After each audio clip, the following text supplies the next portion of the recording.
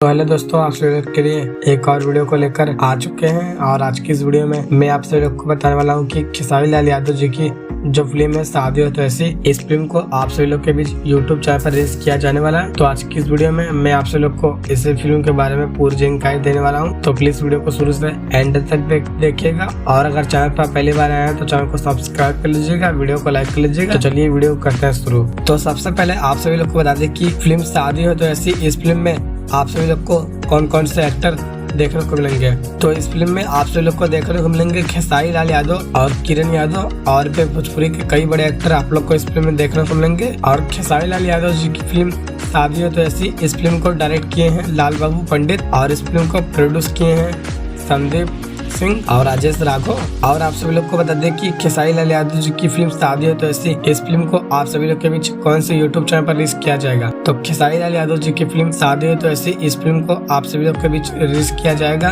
2 नवंबर सुबह 6:30 बजे B4U भोजपुरी की यूट्यूब चैनल पर। तो आप सभी लोग खेसारी लाल यादव जी की ये फिल्म शादी हो तो ऐसी एक बार जरूर देखिएगा अपने यूट्यूब चैनल पर। तो अगर मेरी वीडियो अच्छी लगी हो तो मेरी वीडियो को लाइक कीजिए, चैनल को सब्सक्राइब कीजिए। मिलते हैं एक और नए वीडियो के साथ, तब तक के लिए बाय।